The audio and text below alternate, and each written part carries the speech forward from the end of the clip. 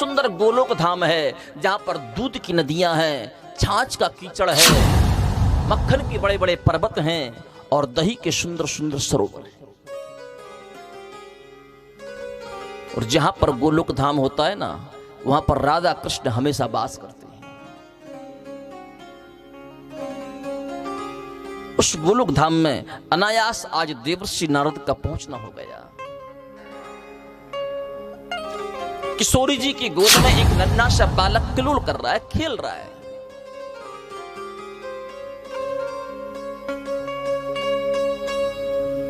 देवर्षि नारद ने जाकर के प्रभु को नमन किया और बोले, प्रभु ये जो बालक आपकी गोद में है ना, ये गोलोक के लिए नहीं, इस बालक को मृत्यु लोक में जाना चाहिए,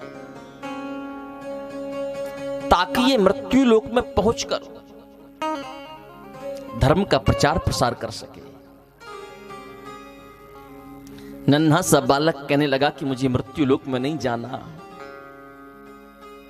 मृत्यु लोक के जो प्राणी है ना, मनुष्य है ना, बड़े निष्ठुर हैं। नारद जी ने पूछा, कैसे निष्ठुर हैं? बोले, मृत्यु लोक के मनुष्य तो इतने स्वार्थी हैं, इतने स्वार्थी हैं कि काम पड़ने पर कुत्ते को भी बाप बना लेते, और काम खत्म हुआ ना तो बाप को भी घर से बाहर निकाल देते। इसलिए मुझे ऐसे लोक में नहीं जाना, बड़े स्वार्थी हैं। नारद जी ने कहा, नहीं, आपको चलना पड़ेगा, क्योंकि मृत्यु लोक को आपकी आवश्यकता है। यदि आप नहीं जाएंगे तो संपूर्ण मृत्यु लोक अज्ञान के अंधकार में बसा रहेगा।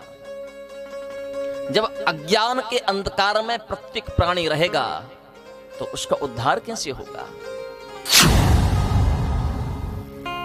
इसलिए आपको चलना होगा। भगवान से प्रार्थना की, प्रभु आप इसको भेजिए ना। उसी क्षण किशोरी जी ने कहा, ठीक है, मैं इस बालक को भेज तो दूंगी, लेकिन नारद, इस बालक की देखभाल आपको स्वयं करनी होगी। नारद जी ने कहा, आप चिंता मत करिए, इस बालक का मैं पूरा पूरा ख्याल रखूंगा। गोलोक धाम से वही बालक सूक्ष्म रूप धारण करके मृत्यु लोक की ओर आने लगा। एक शुक पक्षिणी के गर्भ में आकर प्रविष्ट हो गया। शुक पक्षी और शुक पक्षिणी ये उड़ते उड़ते अमरनाथ पहुंचे।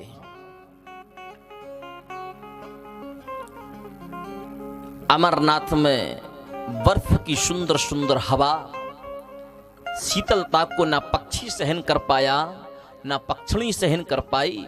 पक्षी तो वहां से उड़ गया। पक्षिणी ने उस नन्हे से बालक को अंडे के रूप में जन्म दिया और पक्षिणी भी वहां से अन्यत्र चली गई। आज नारद जी का वहां से निकलना हुआ। नारद जी ने मन में विचार किया कि अंडा पड़ा है, इस अंडे में तो वही बालक पल रहा है जिसको मैं गोलोक धाम लेने के लिए गया था, पर यह अंडा फूटेगा कैसे? अंडा तो फूटना चाहिए, कैसे फूटेगा? अब नारद जी को चिंता हो गई।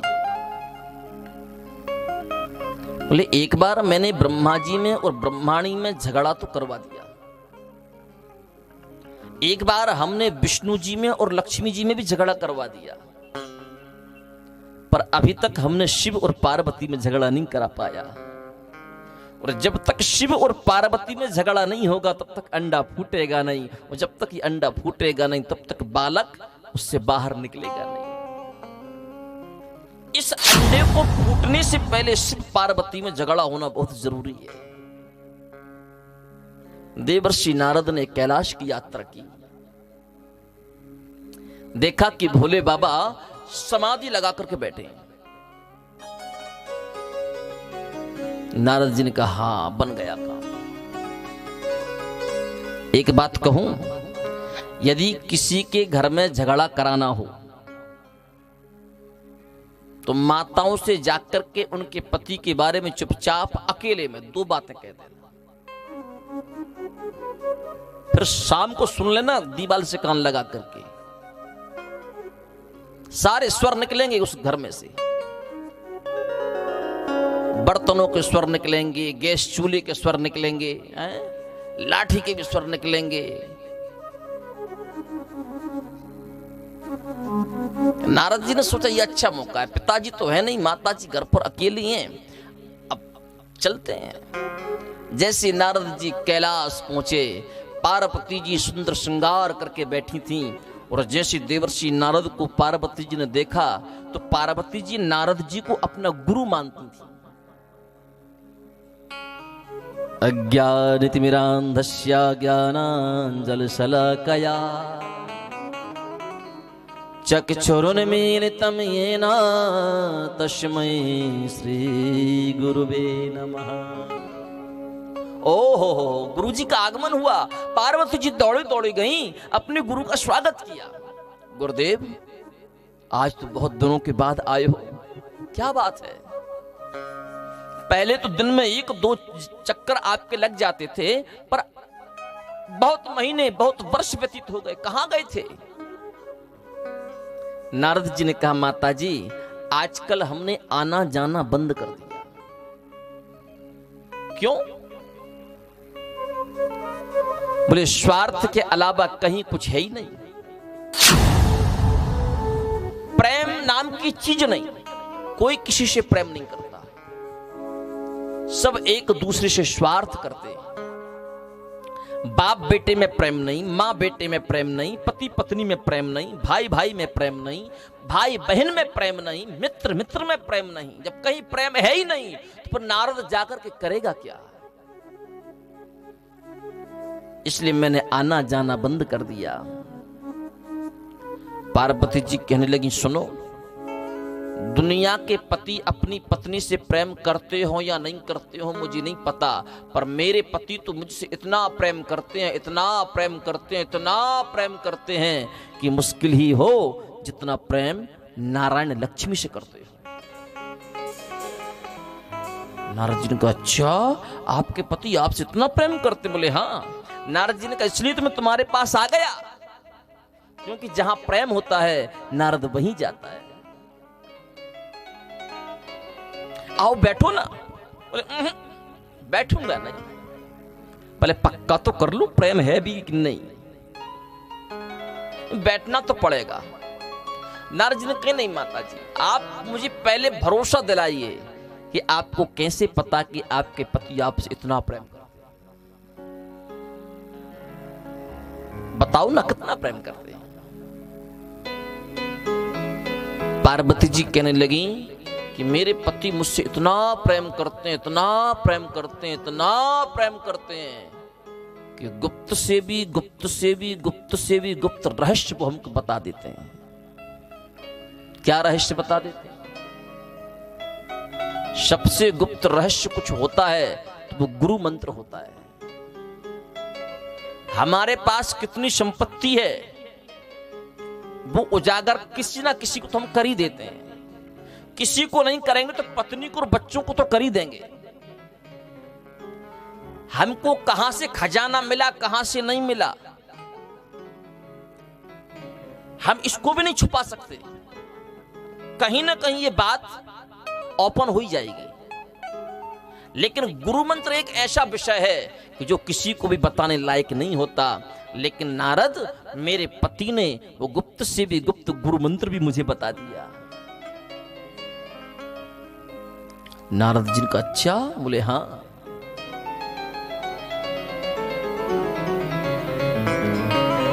अभक्ते नैव दातव्यम्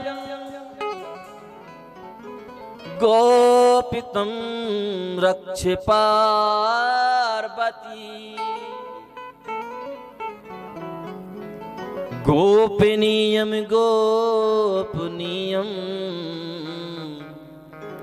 गोपनीयम प्रयत्नतः।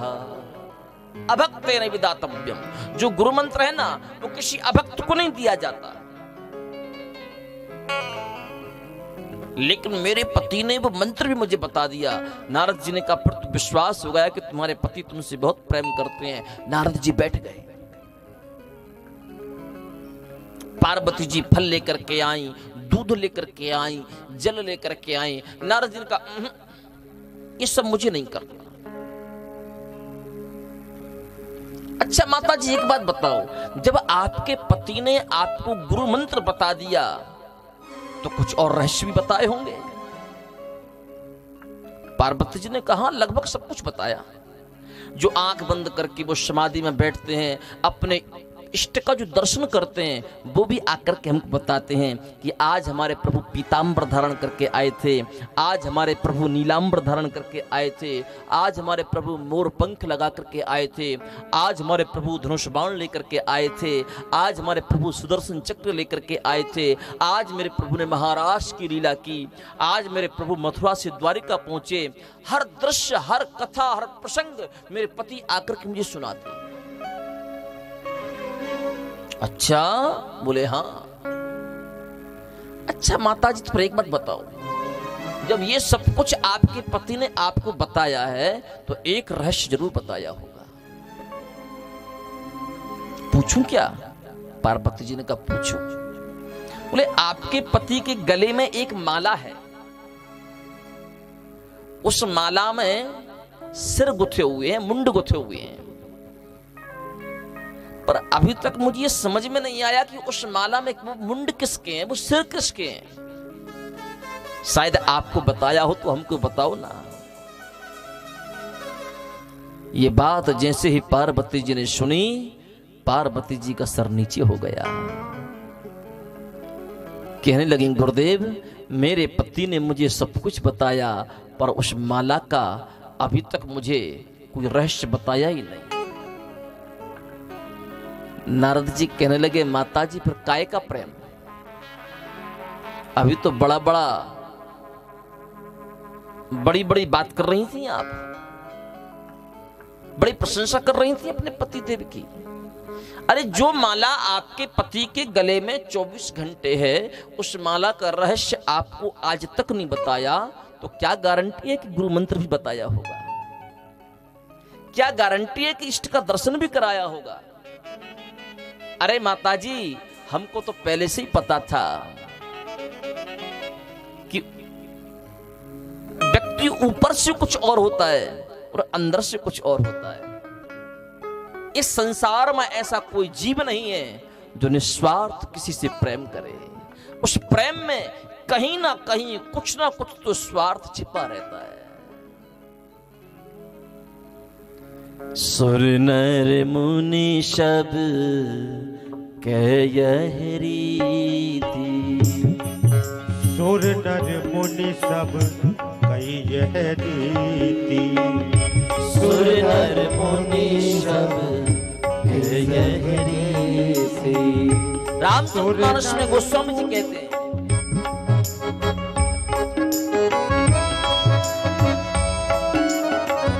दोनों हाथ खड़े करिए, मीठी मीठी तालियों की सेवा करिए। सुर नर मुनि सब कई यह रीति, सुर नर मुनि सब कई यह रीति, सुर नर मुनि सब कई यह रीति, सुर नर मुनि सब कई यह रीति। हर स्वार्थ लाग करही सब रीति, स्वार्थ लागे करे सब रीति। राधे श्याम राधे श्याम सीताराम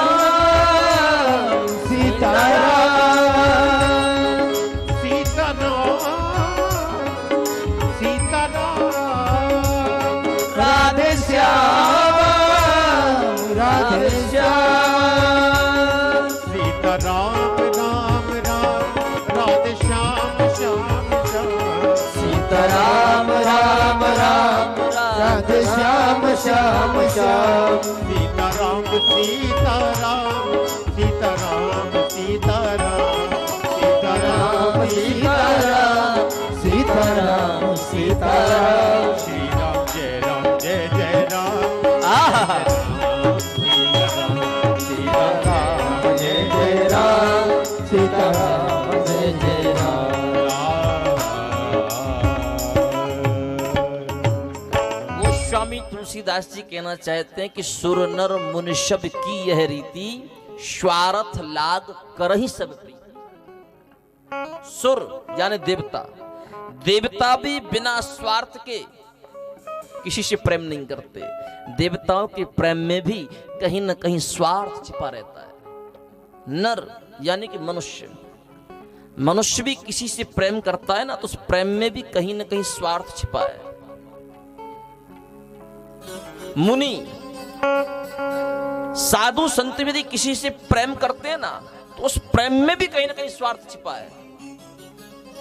शब के यही रीति स्वार्थ लाग कर ही शब।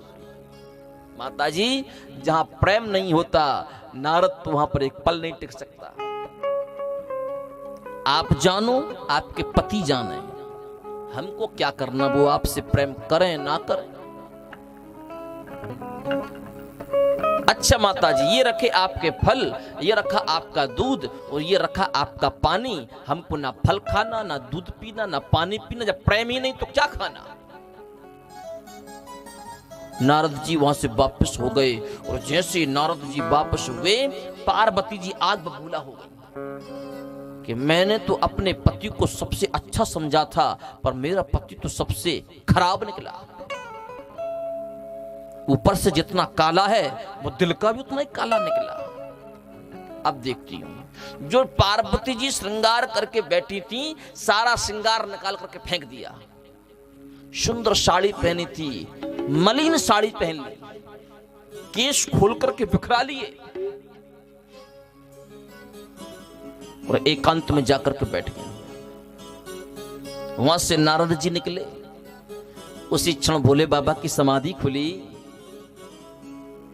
नारद जी को भोले बाबा ने देखा कि सुबह सुबह नारद मेरे घर से जा रहा है, क्या बात है। उसी समय नारद जी ने भोले बाबा को देखा। नारद जी ने इशारे ही इशारे में कर दिया, बाबा ने घर पे जल्दी पधारी। माता जी याद कर रही हैं।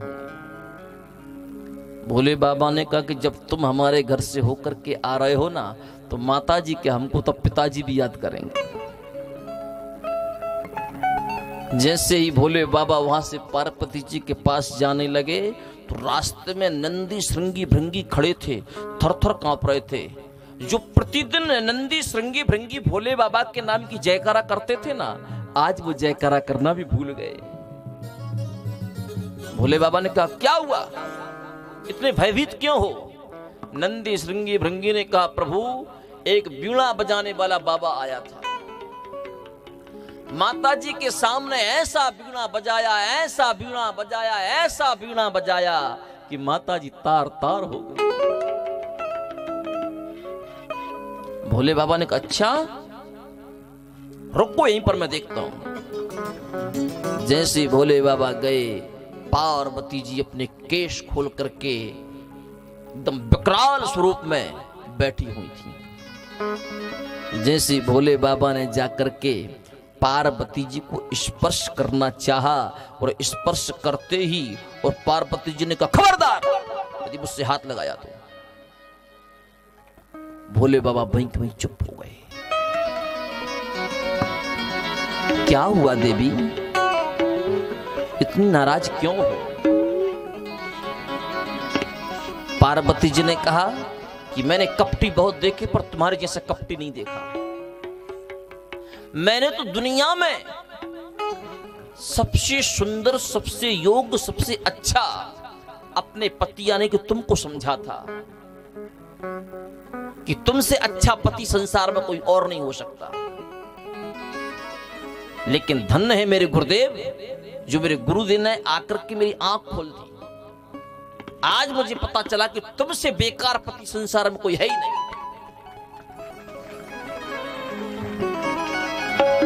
भोले बाबा ने कहा, देवी बताओ तो सही, आखिर मुझसे ऐसा हुआ क्या है, मुझसे क्या गलती हुई है, एक बार मेरी गलती बताओ तो सही। पार्वती जी ने कहा एक गलती करो तो बताऊं, दो गलती करो तब बताऊं, तीन गलती करो तब बताऊं, पर गलती पर गलती पर गलती पर गलती पर गलती करते जाते हो, मैं कहां तक बताऊंगी।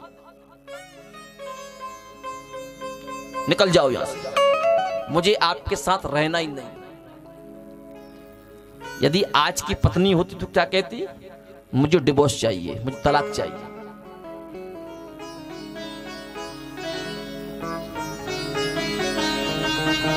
नहीं तो फिर समझो दहेज प्रथा का केस लगाऊंगी। मैं कह दूंगी कि ससुराल वालों ने मुझे मारने का प्रयास किया, मेरे ऊपर केरोसिन डाला, मेरे ऊपर पेट्रोल डाला, मुझे आग लगाने से मारने की धमकी दी। पार्वती जी कहती है मुझे तुम्हारे साथ नहीं रहना। जैसे ये बात भोले बाबा ने सुनी तो भोले बाबा उदास हो गए कि पार्वती मेरे साथ नहीं रहेगी, बिना पार्वती के मैं नहीं रह सकता।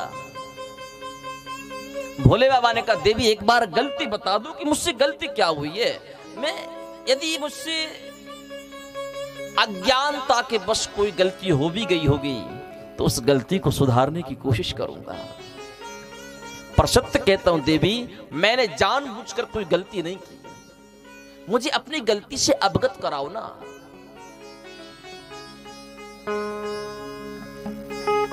पार्वती जी ने कहा सुनो तुम मुझसे प्रेम करते हो। भोले बाबा ने कहा बहुत प्रेम करता हूं। कितना प्रेम करते हो? भोले बाबा ने कहा मेरे पास शब्द नहीं है, मैं अपने शब्दों में आपसे कह नहीं सकता कि मैं कितना प्रेम करता हूं, पर बहुत प्रेम करता हूं। पार्वती जी ने कहा कि तुम यदि मुझसे प्रेम करते होते ना तो मुझसे कुछ छुपाते नहीं। भोले बाबा ने कहा देवी मैंने कुछ भी नहीं छुपाया,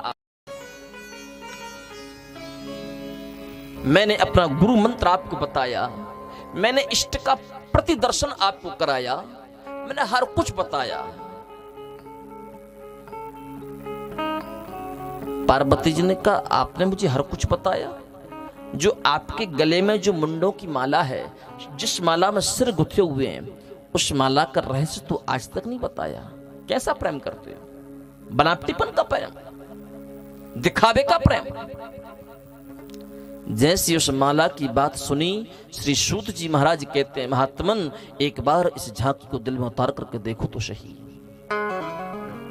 माला का नाम सुन करके ही भोले बाबा फूट फूट करके रो पड़े। भोले बाबा ने कहा देवी मैं तुमसे कितना प्रेम करता हूं, मेरे पास सबसे बड़ा यदि कोई उदाहरण है, सबसे बड़ा कोई सबूत है तो ये माला है। इसके अलावा मेरे पास कोई सबूत नहीं है। पार्वती जी ने पूछा इस माला में क्या है? भोले बाबा ने कहा मैं तुमसे इतना प्रेम करता हूं, इतना प्रेम करता हूं कि यदि उस प्रेम का कोई साक्षी है तो ये माला है। इस माला में मुंड किसी और के नहीं, इस माला में मुंड तुम्हारे ही है। मैंने आपको एक बार भी धोखा नहीं दिया, हर जन्म में आपने मुझे धोखा दिया है। मैंने तो सच्चा प्रेम किया आपसे।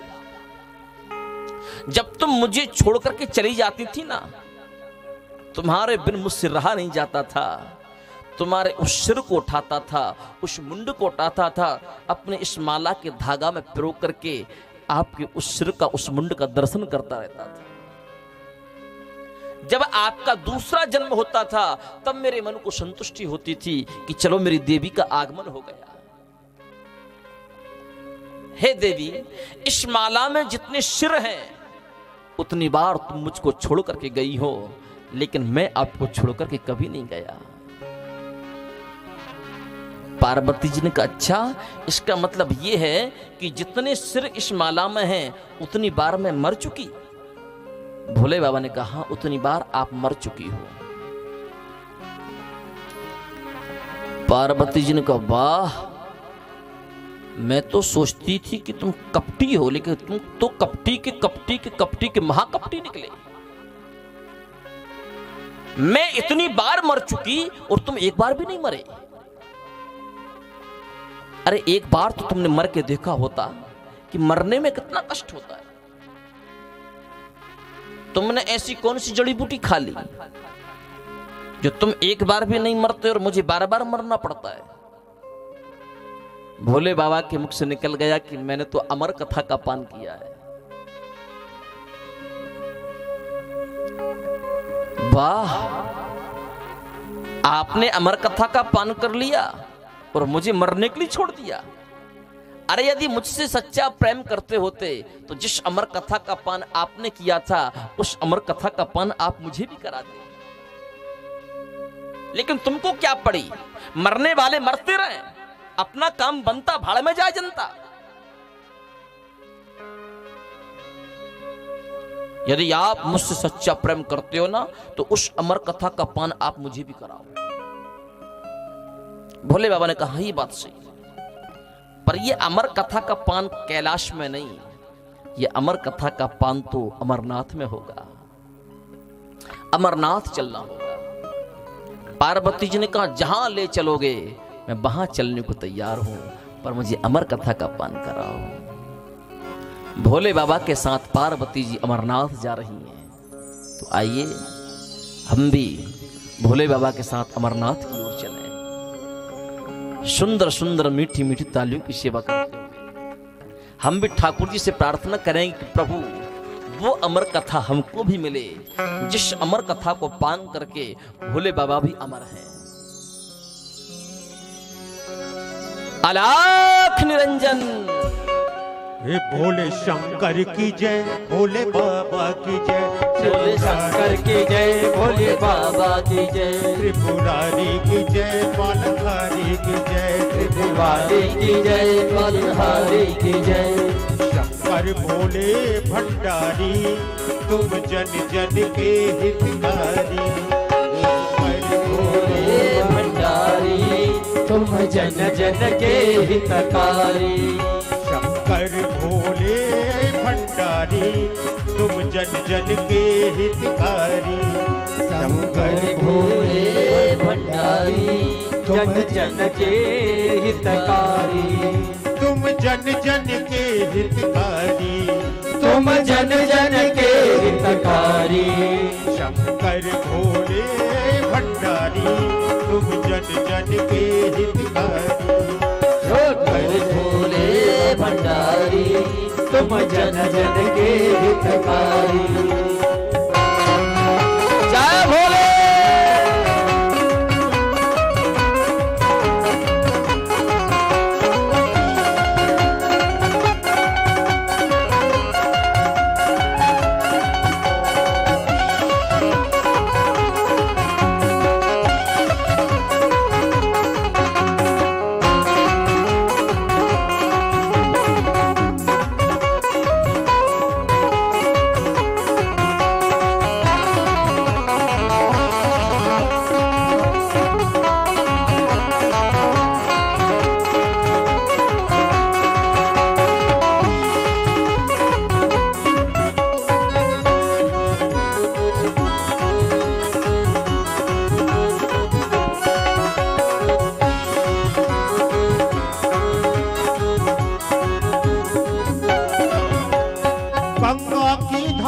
जटाओं में, माथे पर चंद्र कलाओं में। गंगा की धार जटाओं में, माथे पर चंद्र कलाओं में। गंगा की धार जटाओं में, माथे पर चंद्र कलाओं में। गंगा की धार जटाओं में, माथे पर चंद्र कलाओं में।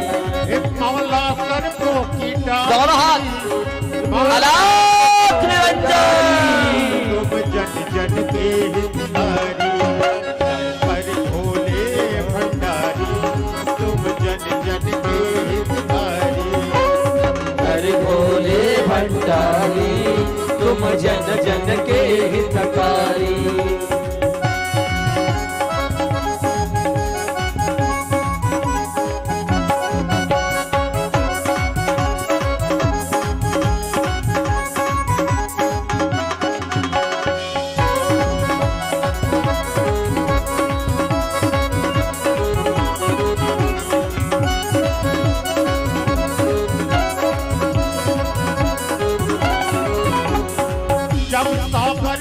मंथन होने लगा, तब कालकूट विष्ठा निकला। जब सागर तुम गाने लगा, बातें दुलाने लगा। जब सागर मंथन होने लगा, तब कालकूट विष्ठा निकला। जब सागर मंथन होने लगा, जब काल विश्व बहराने लगा। जब सागर मंथन होने लगा, जब सागर मंथन होने लगा, तब कालकूट विष्ठा निकला। तब कालकूट विश्व आने लगा।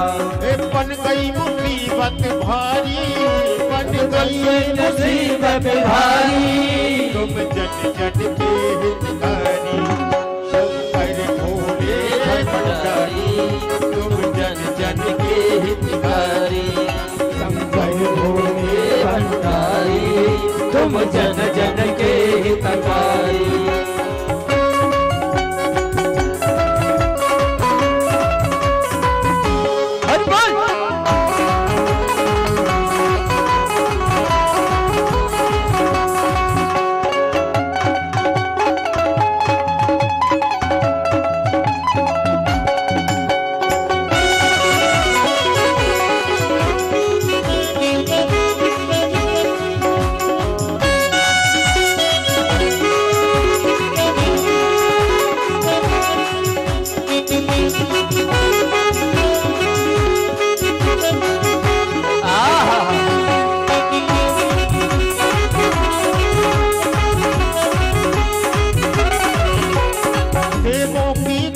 पुकार हुई, कैलाशपति के द्वार हुई। देवों की करुण पुकार हुई, कैलाशपति के द्वार हुई। देवों की करुण पुकार हुई, कैलाशपति के द्वार हुई। देवों की करुण पुकार हुई, कैलाशपति के द्वार हुई। सुन भाई विकल त्रिपुरारी, भय विकल त्रिपुरारी। सुन भय विकल त्रिपुरारी, सुन भय विकल त्रिपुरारी। तुम जन जन के हितकारी, शंकर भोले भंडारी। तुम जन जन के हितकारी, शंकर भोले भंडारी। तुम जन जन के हितकारी।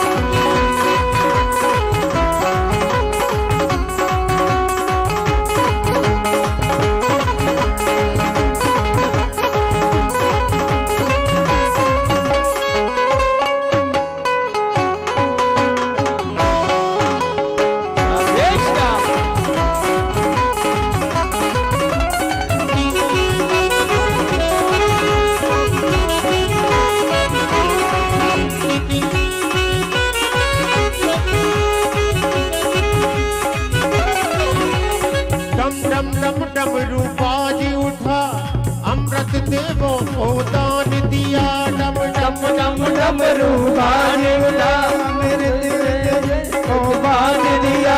डम डम डम डमरू बाज उठा, अमृत देवों को दान दिया। डम डम डम डमरू बाज लगा, अमृत देवों को बांध दिया।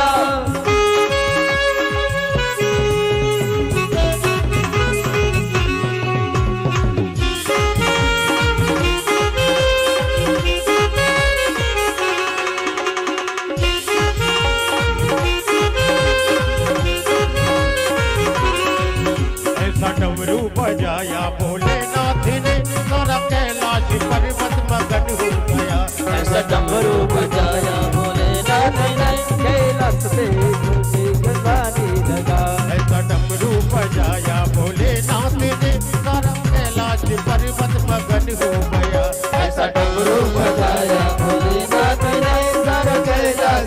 पर्वत मगन लगा सारा कैलाश पर्वत मगन हो गया सारा कैलाश पर्वत मगन हो गया ओ सारा कैलाश पर्वत मगन हो गया सारा कैलाश पर्वत मगन हो गया ऐसा डमरू बजाया भोलेनाथ ने सारा कैलाश पर्वत मगन हो गया ऐसा डमरू बजाया भोलेनाथ ने सारा कैलाश पर्वत मगन हो गया डम डम डम डमरू बाज उठा डम डम डम डमरू बाज उठा अमृत देवों को दान दिया अमृत देवों को दान दिया डम डम डम डमरू बाज उठा ओ डम डम डम डमरू बाज उठा अमृत देवों को दान दिया ओ अमृत देवों को दान किया शिव ऐसे पर उपकारी शिव ऐसे पर उपकारी तुम जन जन के हितकारी तुम जन जन के हितकारी शंकर भोले भंडारी तुम जन जन के हितकारी ओ शिव सर भोले भंडारी तुम जन जन के हितकारी शंकर भोले भंडारी तुम जन जन के हितकारी शंकर भोले भंडारी तुम जन जन के हितकारी ऐसा डमरू बजाया भोलेनाथ ने सारा कैलाश पर्वत मगन हो गया ऐसा डमरू बजाया भोलेनाथ ने सारा कैलाश